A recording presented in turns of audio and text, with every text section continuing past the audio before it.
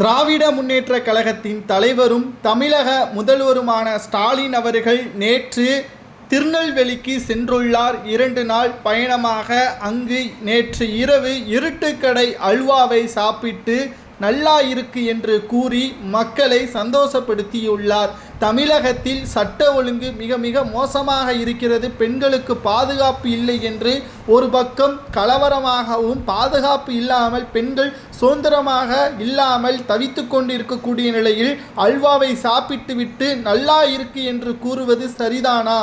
நெல்லையில் பல்வேறு சாலைகள் சரி செய்யாமல் கிடக்கப்படுவதாகவும் பல்வேறு திட்டங்கள் கிடப்பில் போடப்பட்டிருப்பதாகவும் ஏற்கனவே புகார்கள் தொடர்ச்சியாக முன்வைக்கப்பட்டு வந்தது. ஆனால் 2 நாட் பயணங்கள் மேற்கொள்ளக்கூடிய ஸ்டாலின் அவர்கள் அதை பற்றியெல்லாம் பேசுவார், விவாதிப்பார் என்று எதிர்பார்க்கப்பட்டால் அங்கு சென்று மேடையில் நேற்று முளைத்த காளான்கள் முதல்வராக ஆசைப்படுகிறார்கள் என்று பேசியுள்ளார். அதாவது மக்களுக்கு நன்மை செய்யும் நோக்கத்துடன் யார் வேண்டுமானாலும் தமிழகத்திற்கு வரலாம், ஏனென்றால் இங்கு யாரும் வரக்கூடாது என்று கூறுவதற்கு எந்த ஒரு மறுப்பும் தெரிவிக்க முடியாத அளவிற்குத்தான் இந்திய அரசியலமைப்பு சட்டம் இருக்கிறது.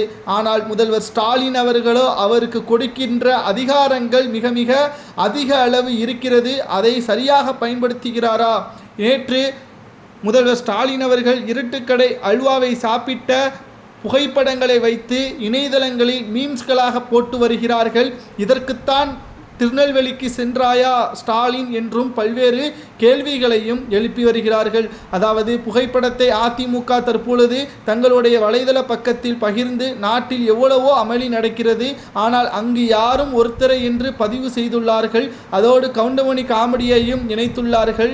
இதற்கு திமுக பதிலடி கொடுக்கும் விதமாக எடப்பாடி பழனிசாமி சாப்பிடும் போட்டோவையும் வெளியிட்டு இருவரும் கலாய்த்து வருகிறார்கள். ஆனால் தமிழக மக்கள்தான் இவர்களுக்கு இடையே திண்டாடி கொண்டு இருப்பதாகவும் தெரிய வருகிறது. மேலும் டெல்லியில் சமீபத்தில் மக்களவை தேர்தல் முடிந்த பிறகு சட்டசபை தேர்தல் நேற்று நடைபெற்றது. 8ஆம் தேதி முடிவுகள் வெளியாகி கொண்டிருக்கக்கூடிய நிலையில் பாஜக 60 ஆண்டுகளுக்கு பிறகு அங்கு ஆட்சியே அமைக்கும் என்றும் பெருமளவில் கருத்து கணிப்புகள் வெளியாகி கொண்டிருக்கிறது.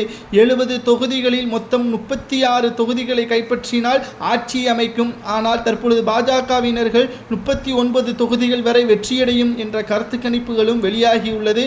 ஆம் ஆத்மி 24 தொகுதிகளை தான் கைப்பற்றும் என்றும் கூறப்படுகிறது.